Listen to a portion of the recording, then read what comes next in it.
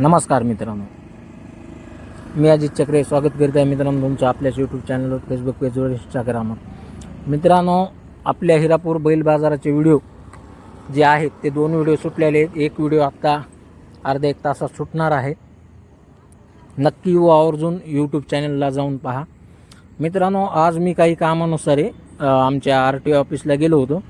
गाडी Splendor plus घेतलेली मी 17-18 महिने झालं, परंतु तिचे अजून डॉक्युमेंट म्हणजे RC बुकच आणखीन आलेलं नाही घरपर्यंत. तर तिथं चौकशी वगैरे करण्यासाठी 1 तास थांबावं लागलं मला.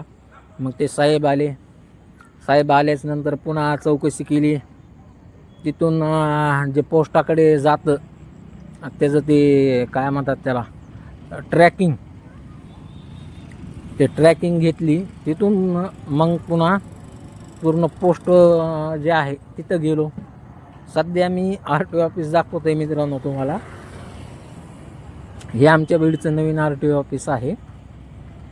आता ही तरी जागा यांची सरकारी आहे का नाही ही अजून कन्फर्म नाही आहे, कारण की ही मला वाटतं 3ऱ्या वेळेस चेंज झालेलं आहे RTO ऑफिस. 3ऱ्या-4थ्या वेळेस चेंज झालेला आहे.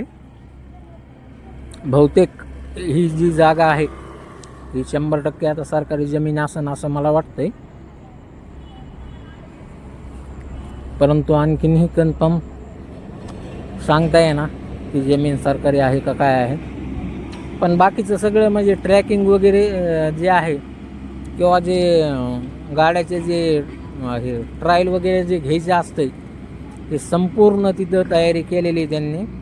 व्यवस्थित सगळं आहे ट्रायल वगैरे घेण्यासाठी किंवा हे जे आहे संपूर्ण RTO ऑफिस जे आहे ते मसोबा फाट्याजवळ आहे.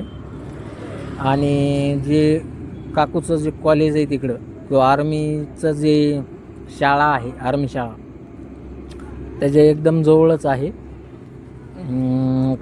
जर कुणाला अडचण आली काय आली तर लक्षात राहू द्या, पत्ता नगर रोडला आहे.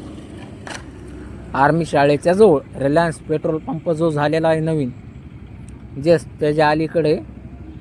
आणि जिथं बैलगाडा शर्यत झाली त्याच्यात थोडं पुढं, बीडमध्ये जे बैलगाडा शर्यत झाली त्याच्यात थोडं पुढं हे पाहत आहे. पोस्टामध्ये गेलो तिथं चेक केलं तर तिथं ट्रॅकिंग करून ते काहीही मिळालं नाही, कारण की ते ओपनच व्हायला गेलं. ते म्हणले आता तुम्हाला डबल RTO ऑफिसला जावं लागेल.